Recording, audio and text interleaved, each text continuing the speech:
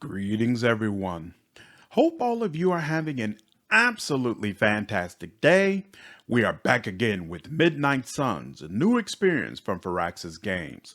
So I heard about this game a few months back and completely ignored it. I know a lot of you are huge fans of Firaxis Games' XCOM series, but I have never played any of those games. I love Marvel characters, and of course I am a big fan of tactical RPGs, but as soon as I heard about playing cards used for abilities, it was a no for me, dog. I played Magic the Gathering when I was a kid, and I might go back to it one day, but today ain't the day.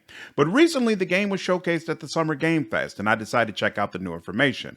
Honestly, I am still a little skeptical about this game, but I've decided I will play it, so I'm sharing this information with the community in case some of you decide to purchase the game as well. At the end of the video, I will share my thoughts on where the game stands now. If you have additional questions or there's some other content you would like to see about Midnight Suns, please reach out in the comments below. Before we dive into the mechanics, let's go over the story. The Midnight Suns is based on a comic book series called The Midnight Suns with an O. Doctor Strange, Blade, Ghost Rider, Moon Knight, and many others band together to resolve issues mainly dealing with the occult.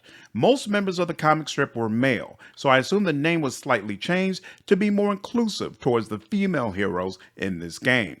In the video game Midnight Suns, the villainous group Hydra has spent hundreds of years collecting pages from an evil text called the Darkhold, which will be familiar to anyone who watched WandaVision or Doctor Strange 2. The Darkhold has a will of its own and is subtly influencing Dr. Faustus and Crossbones to summon its creator, the evil god Kuthan. Hydra has recovered all but one page when they stumble upon the tomb of Lilith, the mother of demons. Lilith was once a warrior on the side of good, but sold her soul to Kuthan centuries ago, and he in turn corrupted her. Hydra uses the Darkhold to awaken Lilith, but she quickly overtakes them and summons her demon army. Firaxis Games says Lilith has a power level similar to Thanos and should be considered one of the most dangerous villains in the Marvel Universe. In addition to her massive demon army, she also begins using her abilities to turn well-known powerful figures into half-demons called Fallen. Thus far, it has been confirmed that Fallen Venom, Hulk, Sabretooth, and Scarlet Witch are in the game. After dealing with Hydra, Lilith attacks the Sanctum Sanctorum. Doctor Strange, Captain Marvel, Iron Man, and Scarlet Witch, who is not yet fallen, are helpless to stop her and retreat. Consequently, Lilith takes over the Sanctum along with all the powerful artifacts Doctor Strange has accumulated. In response to this event, Doctor Strange seeks the Midnight Suns, who are protecting the tomb of the Hunter. Hunter is Lilith's child and the only person who has ever managed to defeat her. The Midnight Suns are founded by the Caretaker, who is the sister of Lilith and also the person who raised the Hunter to stop her. This family dynamic is crucial to the story, and Firaxis Games hopes to present Lilith as a complicated, multifaceted villain. Once Doctor Strange has revived the Hunter, members of the Avengers, X-Men, Runaways, and the Midnight Suns band together to stop Lilith. The Hunter is the first ever customizable hero in a Marvel game. They must carry two swords, but beyond that you can choose the gender, skin tone, hairstyle, and clothes of the hero. You can also change the style of the swords they carry, and various costumes with passive bonuses are available. Once a costume has been unlocked, the passive bonuses can be transferred to other suits if you prefer a certain style. When the Hunter is initially revived, they will have no memories of previous confrontations with their mother. Over the course of the game, you will regain both your memories and abilities. In combat, the Hunter can be joined by two other Marvel heroes. Your abilities are represented by a deck of cards, and they will be randomly drawn for you. This information probably makes some people apprehensive, especially if you want to play on harder difficulties. By the way, there are 8 difficulty settings in the game. From what I have read and seen thus far, you quickly get used to the style of combat your preferred heroes use, and it doesn't feel like what you are doing is random, even though the cards are randomly drawn. Combat is not just about the abilities. You also have to consider the environment, which is highly combustible, your enemies, and what is the current objective. Some battles have specific objectives, such as blowing up a helicopter or saving civilians, and enemies can continue flowing into the battle until those objectives have been completed.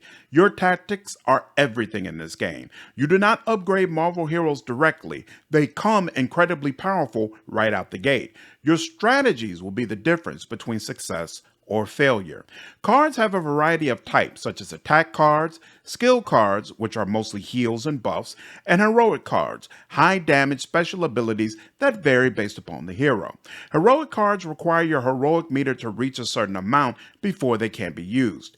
Each attack card you use will add to your heroic meter.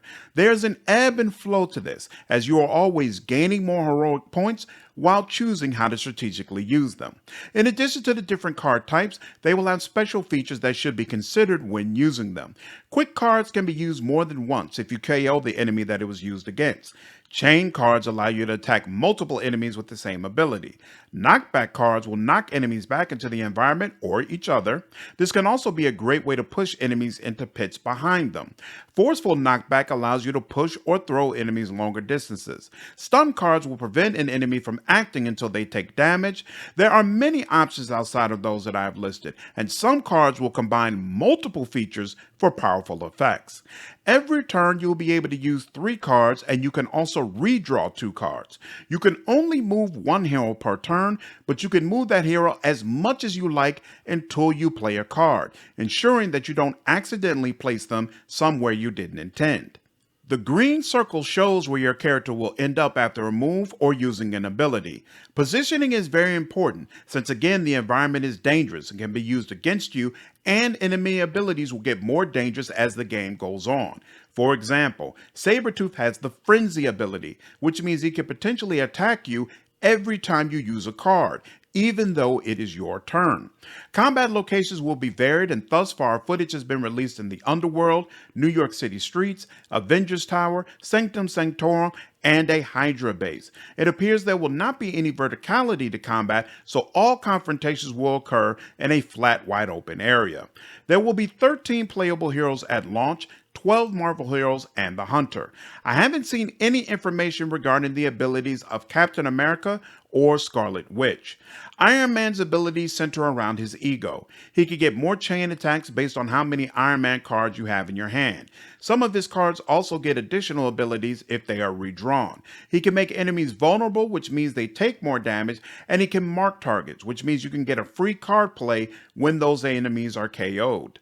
Doctor Strange is a support specialist and focuses on buffs and debuffs. Spider-Man can bind enemies, which is more powerful than stun, since enemies can take damage and still won't be freed. He also has access to chain attacks. Blade specializes in drain life attacks that heal him when damaging enemies. He also can make enemies bleed, which is a damage over time effect, and he has access to chain attacks. Ghost Rider can open portals on the ground that enemies can be pushed into for instant KOs. He also has a souls meter that builds up as enemies are defeated and gives them additional effects. Captain Marvel has a taunt ability that allows her to draw attention and essentially tank for the group. She also has a meter that, when fully charged, can trigger binary mode, where she can do massive damage to multiple enemies. Wolverine can taunt, has lifesteal abilities, chain abilities, and he has health regeneration abilities. Magic can open portals that connect with each other to throw enemies into hazardous environmental objects. Finally, Nico Mero, who, if you don't recognize her, is a member of the Runaways, has cards with random abilities that are decided when they are drawn. Options include Stun, Counter, which deals damage to attackers, Strengthen, which allows her to deal more damage, and many more. There is one Marvel hero that is missing from this list and is currently unannounced. My money would be on Moon Knight, since he was part of the original comic, has a new TV show, and I am sure Marvel would like to give the character more exposure. The Hunter has her own set of abilities, but we'll discuss that a little bit later. Quick note before I walk through the home base. If you enjoyed this video, I would really appreciate you hitting the like button. This information tells me which content the channel is enjoying and helps my videos spread to more people. I really appreciate all of the support. The game is divided up into main missions, side missions, and your time at the Abbey, which is the main hub in the game. Main missions will sometimes have a required Marvel hero, but for the most part, you will take Hunter and choose whichever two Marvel heroes you want. On the other hand, side missions will usually focus on a particular Marvel hero, and Hunter is not required to participate in them. You can oftentimes take 3 Marvel heroes to complete those objectives if you choose. After every mission, you will come back to the Abbey, which is a huge home base with lots of activities for you to do. All of the heroes are fully voice acted and have their own personalities, so you will be presented with opportunities to interact with them. You can use different response options, such as positive comments or sarcastic rebuttals, to communicate with the team. According to Firaxis Games, different heroes will have different responses that they prefer, so you don't need to always choose positive or affirmative options. In the game world, you will come across different gifts that can be given to your friends. Matching gifts with heroes that will actually appreciate them provides you a much larger friendship boost. As you bond with different heroes, your friendship rating will increase, which in turn makes them even more powerful when out in the field with you. Please note these friendships cannot turn into romance, as there are none in the game. In addition to these standard conversations, you will also have conversations forcing you to decide between light and dark magic. As mentioned before, Hunter will regain abilities over time, but which abilities are developed depends on you. Light abilities focus on support and team-based powers, while dark abilities focus on damage and controlling enemies. Power abilities are balanced between light and dark.